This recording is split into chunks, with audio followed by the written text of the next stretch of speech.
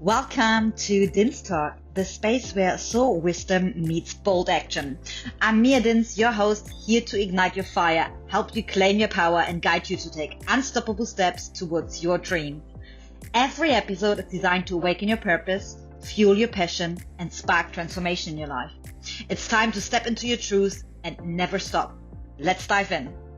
All right. Hello, guys. Welcome back to another beautiful episode. And I'm welcoming a wonderful, beautiful soul today. Her name is Rach. She's known as Rach, right? And she is a former nurse turned into soul guide, intuitive guide, yoga teacher, breathwork. She is the podcast host of Choosing Woo.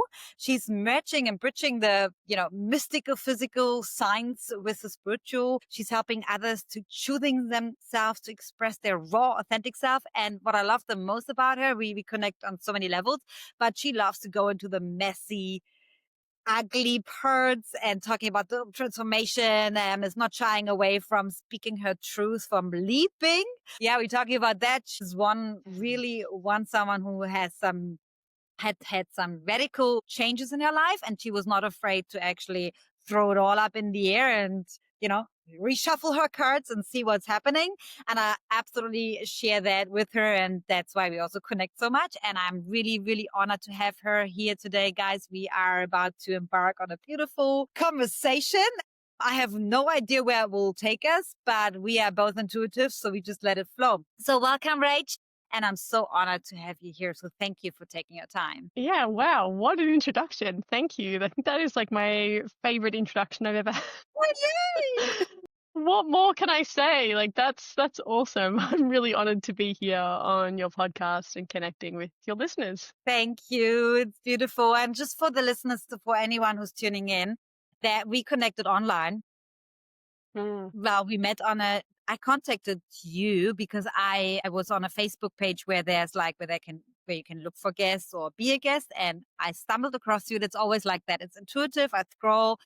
I feel drawn to the energy. And then I reached out and I wasn't like, I think I heard back from you months later because you had such a high influx of people applying and I had the same. And so I love how how you took your time, and I can feel that you really read through what I wrote and you felt into the energy. Then we spoke last week, I believe, and we just connected. I also listened to a few episodes of your beautiful podcast. And guys, I will put also the link below. So I've highly recommend to tune in. So many beautiful topics and guests, and you share your own wisdom, insights, share your journey, which is amazing. So let's start with your radical change from being a nurse. And basically, I remember you said, that was a line that stuck with me. You had it all.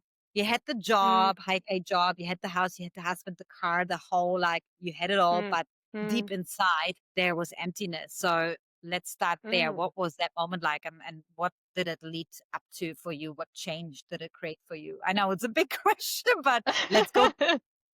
Let's go there. Yeah, I am so here for the deep conversations. Yeah, I was a nurse for 16 years. And like I said to you in our conversation, and like you so briefly outlined, I was married, so I was in a long-term relationship. The job that I had was quite high paying. I had a really fancy car. I had all the things that ticked all the boxes that would say you are a successful person. And really, looking back and being really honest with myself, I had really horrible chronic anxiety, depression. I was just constantly in my head. I didn't know how to feel. I would take drugs and drink alcohol to really suppress myself because I was trying to mold myself into what I thought other people wanted of me. I was trying to mold myself into what I thought that my ex-husband wanted of me, of what I thought my parents wanted of me. And it actually took until COVID. And I know this happened for a lot of people, this shake up of you can't keep doing this anymore. It will actually kill you. You will end up being so miserable for the rest of your life. So during COVID, I started doing yoga teacher training really for myself as a practice, because I've practiced yoga since I was in my 20s and was like, I want to learn more about the philosophy and, go a little bit deeper. Little did I know that would take me on a deep journey. I remember at the start of the yoga teacher training, one of the teachers said, you'll be surprised at how many people will end up leaving relationships, moving interstate, their life changing by the end of this course. And I remember laughing at her and being like, whatever, like, my life's great. Yeah. And she was right, in the space of that time, my marriage really abruptly ended. I moved interstate and shifted careers all within 18 months of each other. So it was a huge upheaval of life and of myself.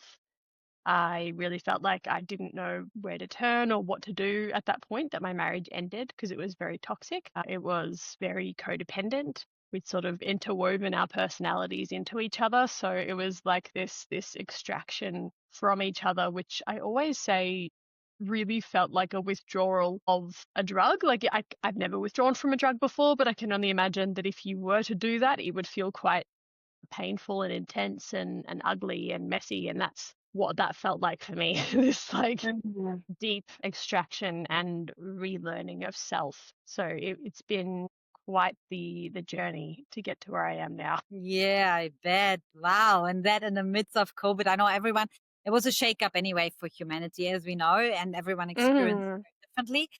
But also, I remember you said, like, because, you obviously worked hard for your nursing, like registration, but you actually let go of that, right? You radically removed your life. Like, like the logical. I don't know. Don't do that. It's not wrong. I mean, I know I would, but it sounds like that would be a me thing too. Once I'm done with something, I'm like, I don't even think about it. I don't think about logically, like they say, don't burn bridges, basically, this kind of thing. Yep. But sometimes I feel, I have heard this once. I can't remember who said that, but if you I mean, I have two sides to that, to plan A and B, right? To have a backup plan. But I personally believe not to have a backup plan as in such, like, because when I have a backup plan, that means I don't 100% believe in my plan. Yes. Yeah. But coming from the logical side and how we grew up and how we conditioned, it's like, it's wise to know something, a backup plan kind of a thing. But for me personally, because it means I'm all in and I have to go all in and there's no like safety net. I have to just leap. And that's my personality. My soul thrives on that, to just jump and to not even think. And yes, you fall, you scratch your knees, yourself, whatever, you make mistakes. But love, I need to make mistakes. If somebody takes this ability away from me to make errors or to, like trial and error, then I don't live. And I feel like I'm not free. And it's something I had to accept. It's not always great, but it's just how it is. Totally. So basically that means, can you actually go, I know you probably won't, but you can not go back being a nurse. Is that right? Is that how you got If rid of? I wanted to, I could. I kind of had an experience in nursing where I just was like, I'm done. I can't do this anymore. It's so against what I value and the path that I was going on. I'd just finished my breathwork training a few months beforehand, and that was just so transformative. And I was like, yep, this is what I want to do. This is part of my life's path. Bang, cut it off. Like, I'm just done. And so if I wanted to, I definitely could. It's just a very like long and arduous process to get back into it, because I am technically now deregistered. So it would be a whole thing of me going back and doing some training again. And like, it's so that it does feel very complete in that aspect. Okay. But nevertheless, like everything you've learned, or your intellectual property and your experience, you take into your work anyway. It doesn't matter about the registration. I'm not Oh my God, totally. a big believer about certificates. I'm still getting triggered in that. I'm having a master's in sports science. I studied sports science and stuff like that. And I know when, for example, when I go and read about people, and then there's this whole like certified this, certified that, and that's all cool. And usually that will bring up, oh yeah, she must be knowing her stuff and be an expert. But I have met people who have all the certifications and there's nothing behind it. And then I've met the opposite, people who are not officially certified, but they have so much experience, they embody it, that I believe, of course, for credibility and for people to trust you more, in that space, especially when they're just getting into it, it's possibly better to have some certifications. But I believe that we are an expert of our own lives and experiences, and nobody can really take that away from us. I think a merging of both is good, a good balance. But I'm not like, I actually don't really get caught up with it if somebody has like said, I just rather tune into the energy and listen to them, because you can feel it if somebody has done the work. Like we spoke about that offline, you can really feel it. You have done the work, you can feel it. I have done the work, and we keep doing the work. And I think that's very important. Yeah. There's nothing Yeah. more repelling than someone trying to be spiritual or like awaken, and they haven't done the shadow work and they haven't done any transformation with any stuff. But you can feel it. That's like, Look, yeah. I've been that person though. Like, I think that part of it for me, it was actually really important to dive into the pseudo spirituality. I was really at that point looking for something to grab onto, something to, something to be like, I feel really lost right now. Like, what can I need a community, and that actually really, really helped me. And I really, for that time of my life, with being that spiritual person that had the sage and, all the things, like, I actually needed that. It was really solidifying for me. And then to come to a point now of being like, okay, like I don't need it anymore, but I can see how valuable it was. Like I can really see the value of embodying that version of yourself and being like, this is what I need. This is what I need within myself right now. I get it. I've definitely been that. I've been her. Yeah. 100%, me too, where I was really dependent from like the crystals and the sage, and I had to Totally. all do all this because otherwise I'm not connected. But I believe that you have to go through the stage, because you learn something new, you tap into new, or you remember, something that's within us, within all of us, and then you grab Totally. into something tangible, and like all these tools are tangible. But then once you realize, everything is energy, you can let go. But I still use it for myself because I love it. But Totally. it's not a Yeah. must. I'm not gonna freak out now if I don't sage the thing. I can connect, the spirit and stuff. But before I was like, if it's not done, if I'm not walking the moon circle, and before the full moon and new moon, I'm not Yeah. connecting, like being completely, and that's cool. I love that versions of myself too. And also Yeah. spiritual bypassing, I have done too. Yeah. Big Me time. too. Yeah, totally guilty of that. You're like, Beautiful, hello. guilty guys. Yeah, you can do whatever. But I believe that this is really important too. Like this whole everything is energy, and you don't need to do nothing. That was one part, and then this constant. I feel like I was caught up in there is no negativity. I have to constantly be positive, and if I don't be positive, Absolutely. right? Oh, how did you experience that? That was like, it took me a while, Oh, I think, but yeah. yeah. I was on that train for a while, and it's exhausting. Mm, It is absolutely exhausting because it takes away from the humanness of life, that like sometimes stuff happens and you've got to feel it. Like you're here for being a human, not for being all high vibe and expecting that life's always going to be perfect and flowy. Like that's just another mask. It's mhm. another way of masking, going deeper and actually feeling the hardship. So I think, I've definitely been that version of myself as well. And lately, I would say in the past 8 months, it's really been about like, okay, getting really real with myself. We're going to feel the even harder stuff now. We're going to actually sit with the discomfort, or, the consequences of actions, and like the messy stuff that perhaps hasn't wanted to be looked at.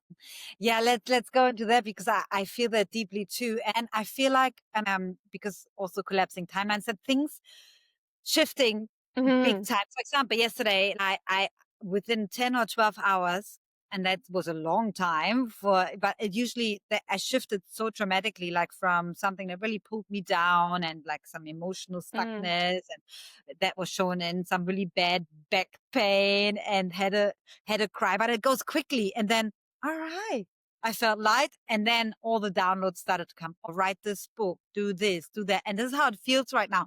So, but it's such a roller coaster. And sometimes it goes so quick that I'm like, hang on, I haven't even caught up on this feeling like that. What's happening now? But the moment, because when you have a clear vessel and you actually allow, the biggest point is allowing. I could have resisted that. I could have been like, oh, I don't want to have this back pain. I want to do my flow, my workout. I was meant to Mm-hmm. do this, and I have my structure, and blah, blah, blah, blah, blah.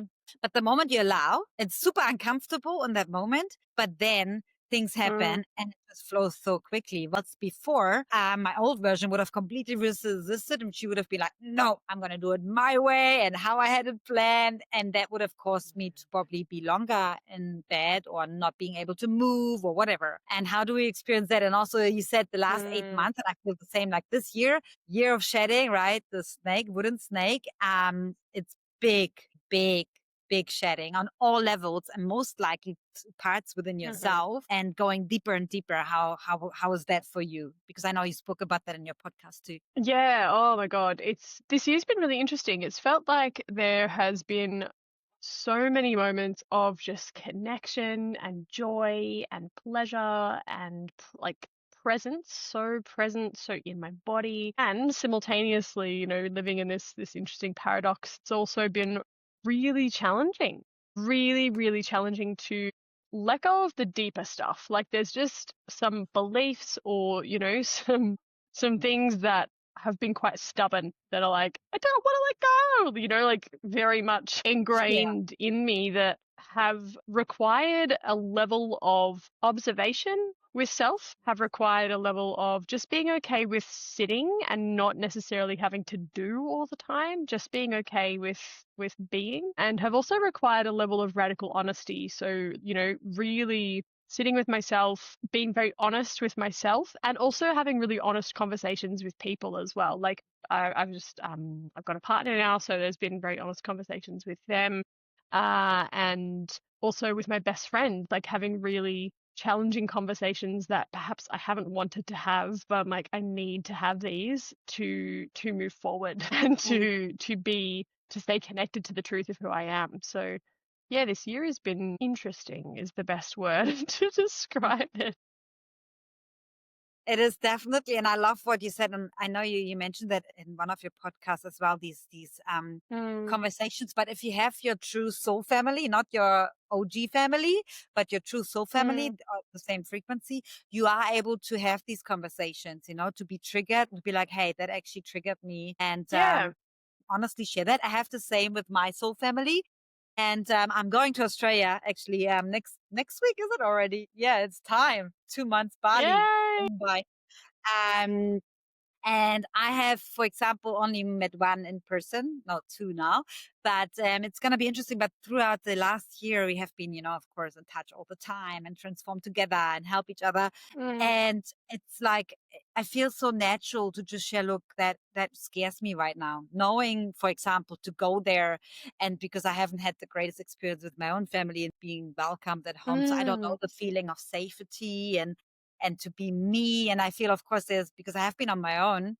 The last 2 years I traveled on my own, like, oh my gosh, there are people being vulnerable, allowing, and to be able to share that. And to be honest, like, I'm scared. I'm a little bit scared, but at the same time, I know it's going to be great. But to just be really honest and raw and authentic. And now there will be heaps of triggers coming up too, because being in this high frequency, it's not just all about butterflies and roses, but they will also show you more the deeper levels that you're ready to let go of or you haven't even seen yet. And to be okay with that, like you said, to be okay with this transformation and to really like to go deep into the parts. So what, for example, like listeners know that I like to go deep when something is coming up, but let's say there's a trigger showing up for you, and with you have the awareness, you can kind of see it. What is something that Rach needs to do? What are you doing when something shows up? Do you need time? Do you need to move? Or how does it look like for you? Yeah, thank you. That's a great question. And in fact, I can kind of draw on something that happened to me even last night. Yeah, I really noticed a trigger coming up within myself and could feel it in my nervous system. My body sort of, recoiled, and I could feel this nervous energy within my body. It's so great being so attuned to yourself that you can feel these like subtle shifts happening. I'm like, oh, okay, something's coming up for me now. So for me, I'm very good at breathing through these things. And that's part of that spiritual bypassing thing. So I make sure that I'm actually like feeling the thing that wants to come up. So that's involved for me sitting with the thing. And I often do need time, especially like if it is something that's felt quite big, I do need that time to reflect for myself. And then usually I can come back and be like, hey, this came up. I don't like to come at it from a space of reactivity. That's just, that's not going to be helpful for anybody. So if there is something in the moment that I found triggering, I can usually say,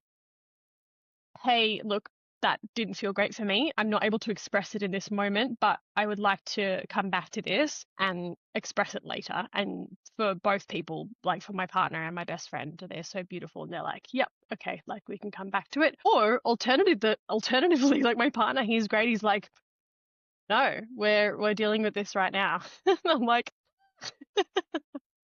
Yeah. okay. And then you've got to deal with the uncomfortable thing in that moment. So it is like there are two Yeah, it's ways. very beautiful. If it feels aligned, Mm. it feels like when you just said it, it feels aligned. But unless, some people like, I guess, especially with partnerships, some partner one needs to go off and let off some steam and recalibrate. I would be one of those because I'm very fiery and I just need to move. Mm. To move because I sponge up, and also I guess I need to get out of the energy field of someone because I know you share that too, being an empath and feeling it all. And Mm-hmm. obviously I need to relearn that a little bit because I have been on my on my own for so long. If I was to go back, when I will go back into a relationship, and to relearn that a little bit, and to be discerning, because I feel like like you said, with your marriage, you can get so entangled into each other, and when you're not aware. And I feel like I have always done that in my partnerships too, that I just Yeah. that's also kind of, like I think I wrote about it today, and it was like a insight that I had already before, but I wrote it down today. Like with empath, like I don't have to always be hooked in to everybody's energy field. It's kind of like a narcissistic Yeah. trait of an empath, wanting to control the environment Mm-hmm. actually do that, because it's a right. That's why. And I always tell myself, I don't have to feel everyone. It's not my responsibility. I don't need to control.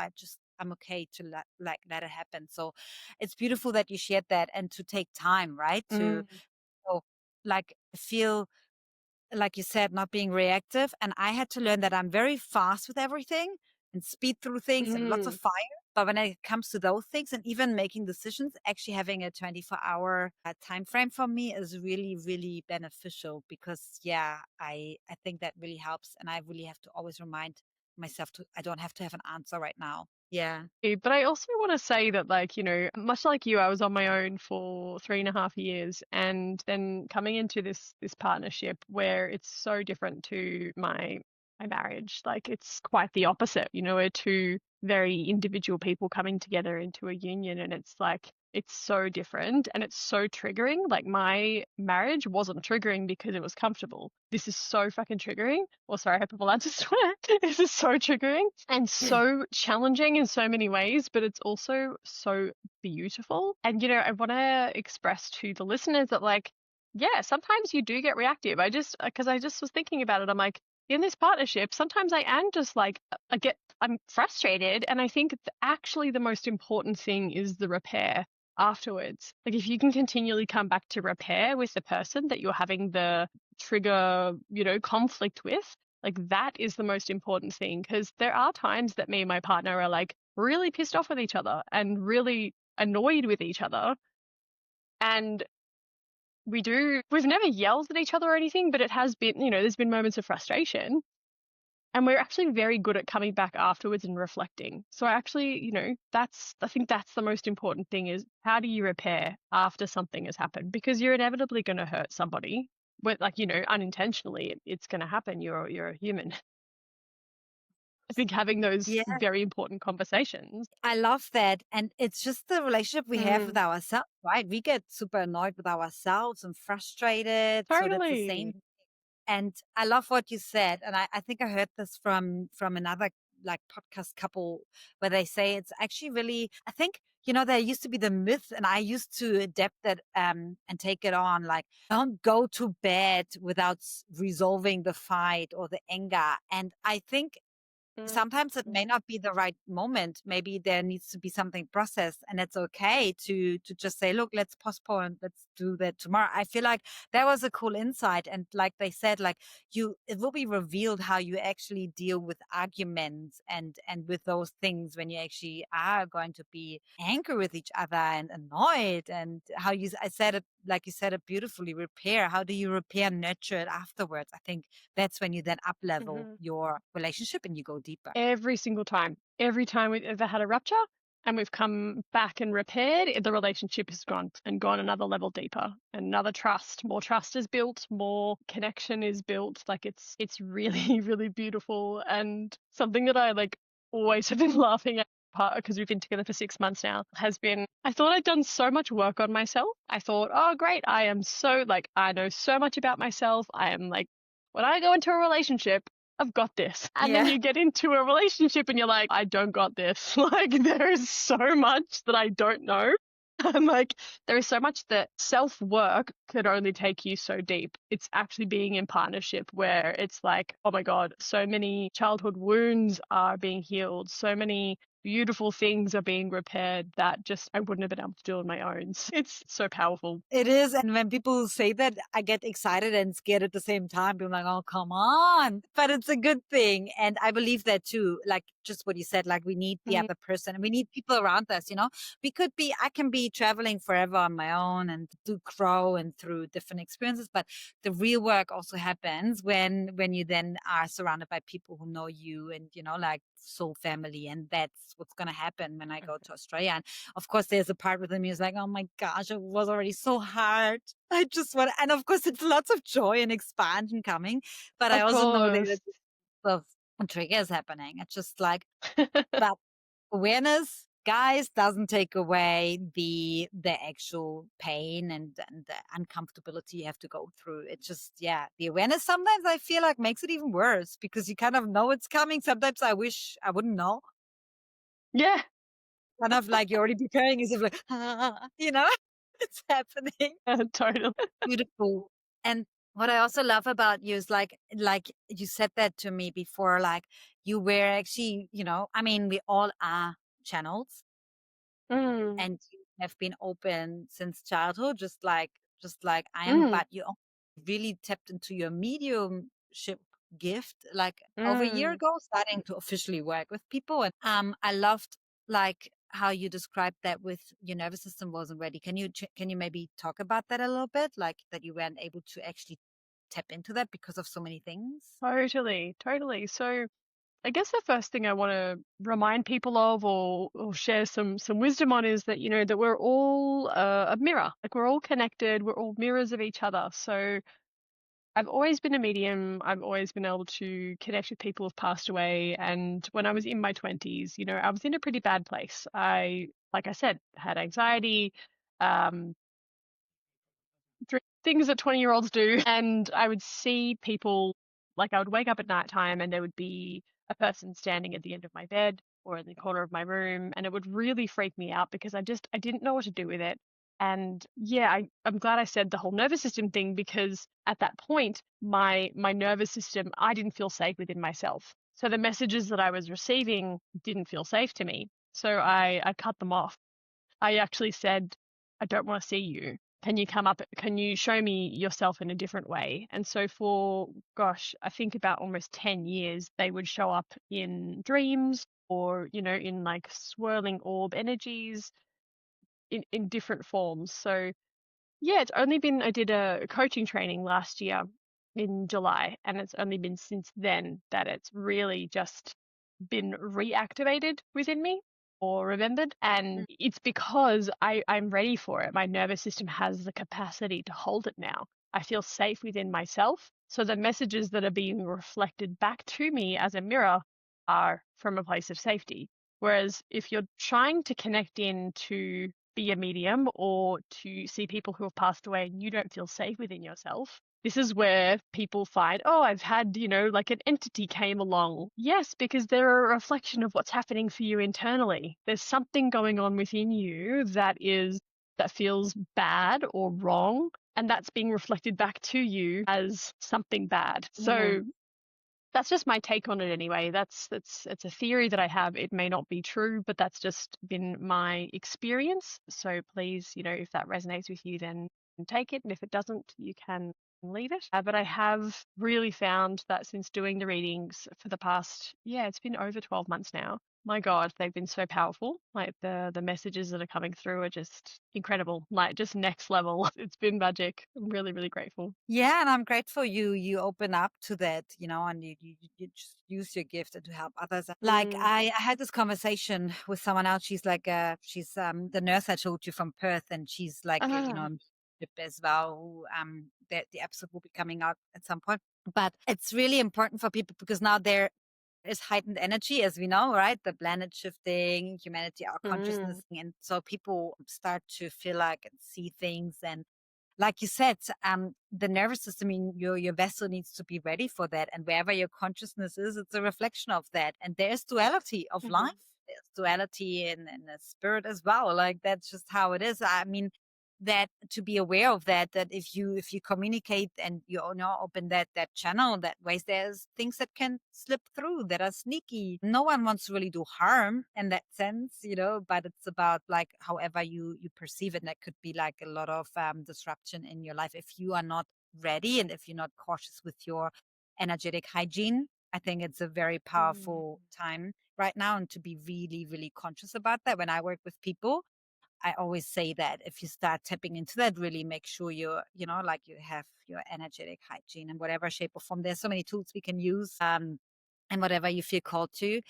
Like we also open up the space right before here, because it's an energetic exchange before a podcast.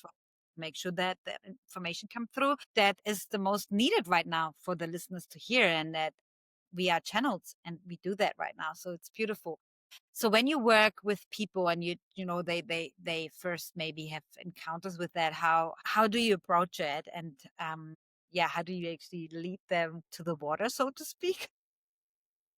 For the medium reading specifically? Yeah. Yeah. So I really great question in terms of how do people just seem to find me at the right time when they need it. And then I always love to start the session with some breath work, because breath is a really powerful way of getting you out of your head and connected back to your body. And that's what I find the most, is that people are a little bit apprehensive about it or a little unsure. I mean, there's some people that are like, go for it, I am ready for whatever comes. But there are a lot of people who are like, I feel a bit nervous, I'm not sure what's going to happen. So just by consciously slowing down the breath, and this is a bit of science for you, you're actually shifting your brainwave state from beta brainwaves into alpha brainwaves. So you're slowing down the brainwaves in your brain, and you are opening your brain up to the possibilities that we can't perceive, because there's so much of our reality that we're not able to perceive with our five senses. So the breath is a really beautiful way of just tapping back into slowing everything down, becoming a little bit more present. So that's how I start every single session, is by doing a little breathwork journey. And then that also helped me to recalibrate myself. Kind of gets me and the person on the same wavelength.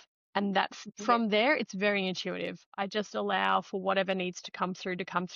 Sometimes the person will want to connect in with a specific loved one who's passed away, or sometimes they're like, no, I'm open to whoever wants to come through. So yeah, I hope that has answered your question. Yeah, no, absolutely. It's powerful. It's beautiful because, I feel the same. I mean, people who are ready for it, they will find you, right? Like you said, I have the same people like come, but for me, in my early stages, over a decade ago when I was starting with actually working with the moon cycles and doing moon rings, things like that. I was trying to hold on to something tangible, right?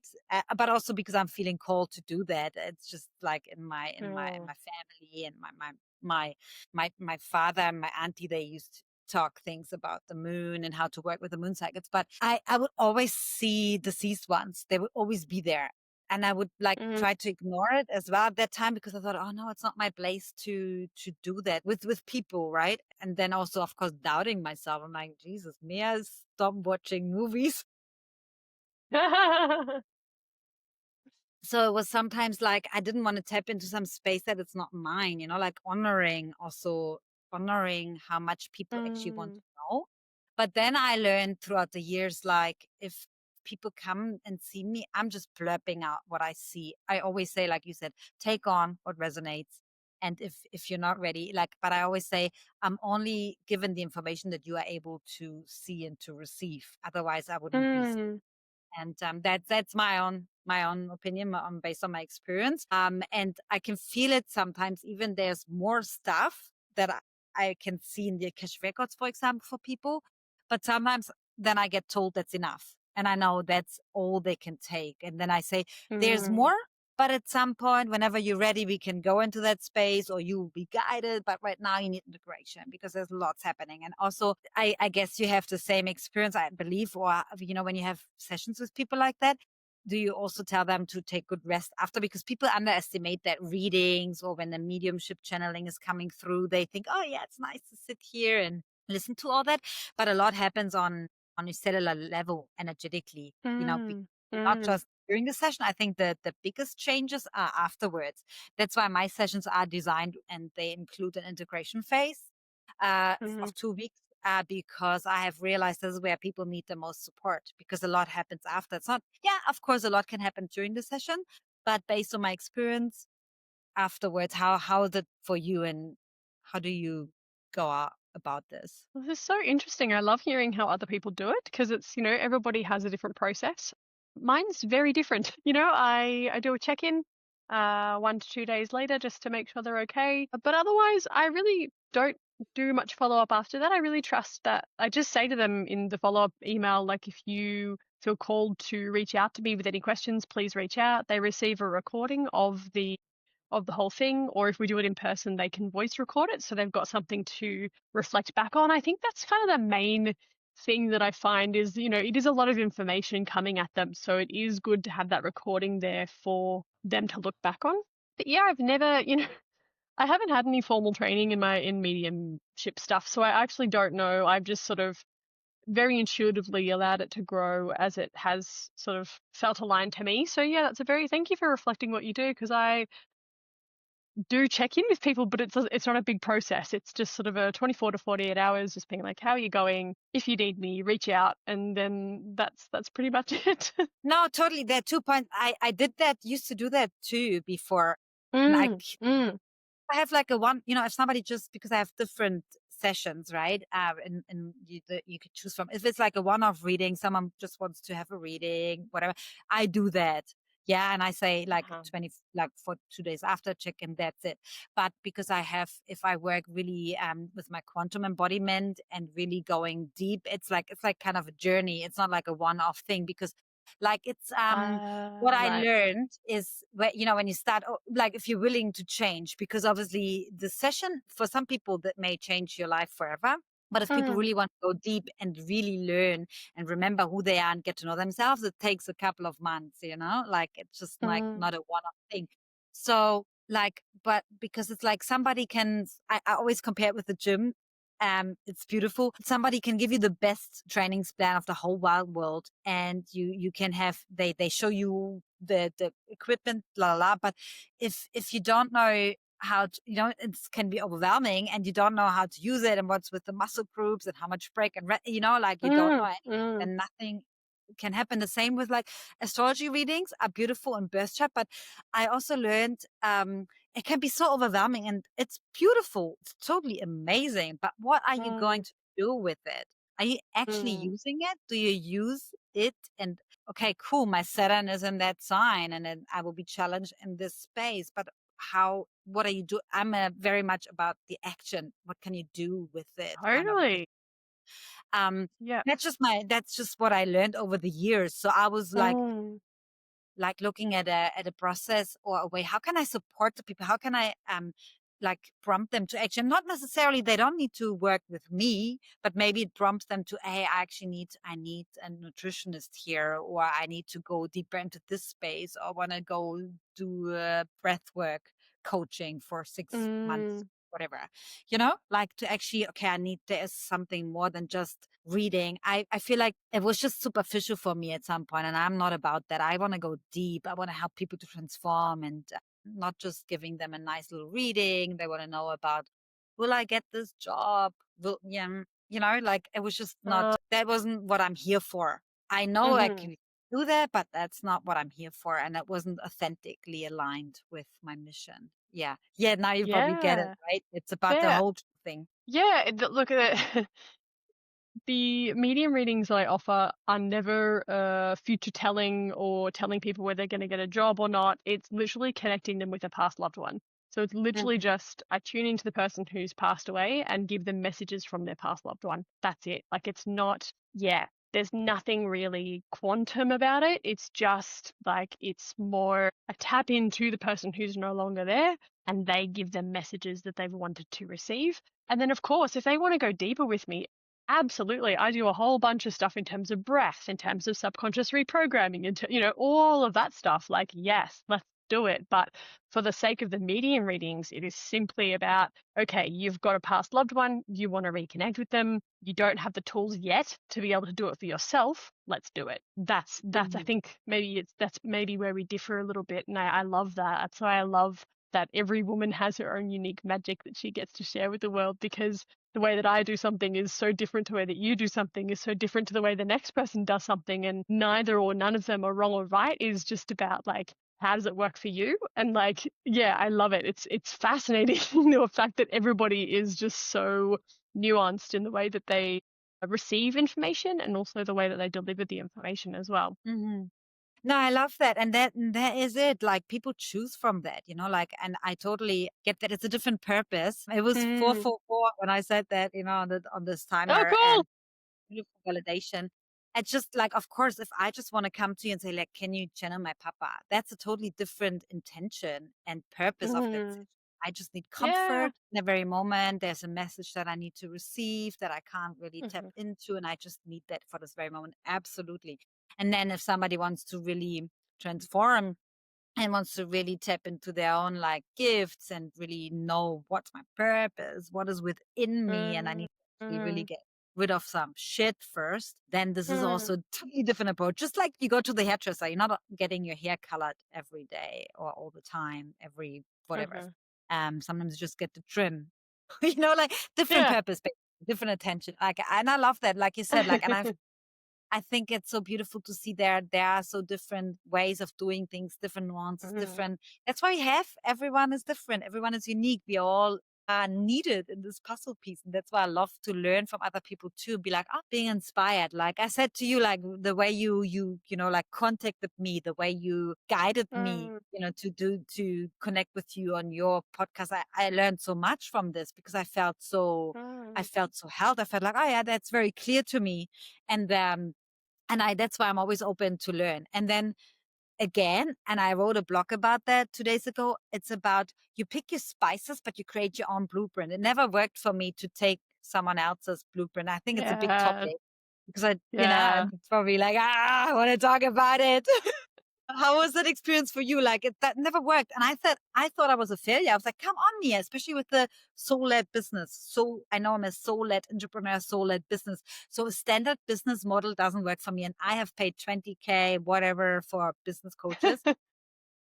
They would coming from a place and it works for them. And they had what I wanted, like the money, the success, the abundant flow and, consistent. And I said, oh yeah, that was cool. And then from that you can build and do more things and la, la, la. And whatever they gave me to do, and it's beautiful. It works for them, but it doesn't work for me. I just was so resistant. I thought, is there something fucking wrong with me? And I was literally doubting myself. I thought I was a failure until I realized it doesn't take a spice, but it doesn't work for me. What's the experience for you? And I know you're still in the midst of it. So am I. But yeah. Oh, 100%. I agree. Yeah. Like, again, have also hired business coaches and done all the things. And, it didn't work. Like there's just, you have to pave your own path in terms of that. And I've found for myself when I have just shown up as me, I have been authentic, I have been daring, I have been just uniquely myself, have been the times where it's been the most transformational. It has reached the people that need to hear it. It's been, that's what you're like, we're all supposed to be sharing our own message, not following somebody else's blueprint. So yeah, totally agree with you on that. And it's so hard at times because it's so easy to actually fall back into the trap and be like, oh, I should be doing it that way. I should be posting. I feel like especially around posting, I got really conditioned because then my coach was the end of 23 when I started to actually go on social media. Really, I mean, I was having accounts, but I wasn't using it, right? And so I got conditioned. You have to post every day. You have to be, you have to be visible and all that kind of stuff. And yes, to a certain degree, but only when it's authentic. Only when it's authentic and when it aligns with you. And if you feel like for 3-4 weeks, wow, I mean, there are other ways to express yourself. You can write, you can do podcasting, but you don't have to be on social media all the time to be like, hey, look at me, I'm doing things and I'm crying while I'm writing. You don't have to do that. I mean, look, there are people out there and that's beautiful, but it's not me. I don't need to do it that way. I don't need to show. I'm gonna make you laugh, but it took me so long. I was trying to fit into this. I was trying to, okay, you have to do that right now, but it wasn't authentic. It wasn't me. Yeah. And now I'm just like doing what feels aligned. And I feel like this is what people Right. need. Like, and I feel like you're the same to express that. And like, what I wanted to ask you, like, what feels the most like, well, what lights you up right now the most, and what it feels like, if you're tapping into the collective energy, what comes up for right now? What do you think? Like, what do you feel is the most like dominant energy message? That's a really good question. I mean, I can only really speak from my own experience. I'm really learning that we're all on our own journeys and we're all experiencing reality through our own lens. And I do feel like that's kind of the message that perhaps wants to come through is this like, you shape your reality by your beliefs, by your vibrational frequency, by the people you surround yourself with, by, the things that you listen to, that you watch, that everything. You are literally shaping your own reality. You are the creator. So I would say the message and something I need to continually hear is to trust yourself. Continually trust yourself, the messages that you receive within you, and use discernment. We're in such a weird age of technology and all the things that are happening, and it's there's a lot of information out there. So really use your discernment to figure out what lands for you, figure out what resonates with you, and go with that. Don't get too distracted by all the shiny things that are happening on the outside and go internal. I feel that, and it's interesting. Before I even mentioned that word discernment, I already had it telepathetically. Like discernment. It's a big word right now. And yeah, thank you for sharing this. It's beautiful. It's powerful, and it completely resonates with me. And I feel the same. I feel like that's so like, and the more you advance, the more you learn to discern. But it's coming through very subtle, like these little yes and no whispers. And for me anyways, I realized that I had an experience a couple of weeks ago, and it was coming through very subtle, and then I doubted that, and I was like, yeah. So I was like, okay. And then I got the message later on, and it was like, for me, being discerning, and now I'm going deeper even. So it's beautiful when you're on this journey, right? And it gets more. That was beautiful. I hope that the listeners really take this on to be discerning and trust yourself. And I know I keep saying the way to do that is when you actually take time to get to know yourself and spend with yourself, right? There's no other way. Exactly. You have to do that. Just because I know we are like, I'm just always like conscious about time, and I love our conversation, and like I know we can probably talk forever. Yeah. Like, what is one thing that you do daily in order to stay tuned into yourself, where you know, okay, I trust myself, like to grow the confidence to trust yourself? What is that on a daily basis that you do, whatever that may be? Have fun. I have dedicated myself every morning to asking this one question of like, okay, what magic am I going to experience today, and how can I have more fun? And I found the more fun I have, and the more I follow the path of magic, that builds that trust within myself, and that builds the trust for within my body, and actually, like, it just makes life so much more fun. So I hope that's useful.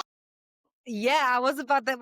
I was actually asking the question, what light, like what lights you up? I always ask myself, what lights me up? What is actually lighting me up? And this morning I was like, I want to write and I want to apply for a couple of podcasts. That was making me lighting up. Yes, there are some other things that I need to do.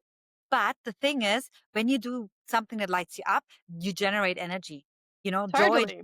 energy. And then you have energy for other things. And then you do again something like, yeah, generate energy. It's like like an infinite loop that's available. And I know there's still, like, for me anyways, a lot of reconditioning I'm learning to do, because we can't have always fun. After the fun, there comes, responsibility. You have to be serious. That's absolute bullshit.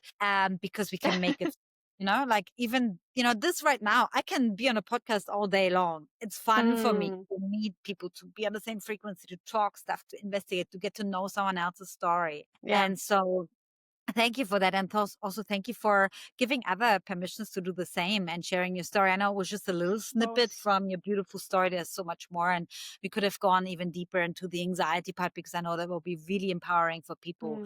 And also knowing that you can actually get out of the system like you did, and, let go of the nursing. And it's not like you hated nursing, like, it's not like you hated it, but there was something more, and for people to be inspired by that, to have the courage to take the leap, to leave a marriage. Like, there's nothing wrong with it if it's toxic, if it's not aligned. So guys, you can absolutely tune in more into Rachel's podcast, or Rach podcast. I love Rachel's a nice name. It's like from the angel Thank Raphael, you. right? Rach, you are Rach. Choosing Woo. And it's beautiful. She has so many beautiful, also empowering guests on there. And where else can people connect with you? Yeah, so the space that I'm the most active is Instagram. So it's just restorative_Rach_ is my Instagram handle. Otherwise, feel free to shoot me an email. Hopefully you'll leave that in the show notes if that's possible. Of course. Yeah, they're the two main spaces. And then, as you said, my podcast is Choosing Woo. I'll be interviewing you very soon. Well, a little while from now, but it'll be such a good interview. It will be a blink of an eye. Yeah.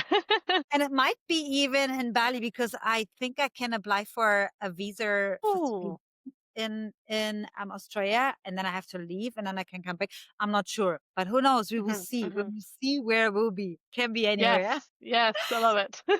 And of course, I will leave all the contact details in the show notes below for sure. And thank you so much for taking your beautiful, beautiful energy and time here, and sharing your wisdom. And, like, it's so amazing. You're so inspiring. And we just connected, and I love that.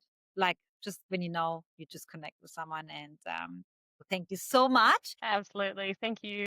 Thank you guys for tuning in. I hope you took stuff away, and whatever resonated with you. If something didn't resonate with you at all, that's totally fine. You can leave that, and share any comments. You can put some comments below, or contact Rach or me directly if you have questions, you want to go deeper into something. And we always love some feedback. And thank you so much for tuning in, and send you lots of love, and just do what lights you up and brings joy.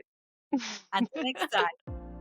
Thank you for tuning in to DinsTalk. I hope today's conversation sparked something within you. Remember, you have the power to align with your soul, take bold action, and live a life fueled by passion. Don't forget to subscribe, share with others, and leave a comment if this episode resonated with you. And as always, do it, never stop. Until next time, keep claiming your fire and your power.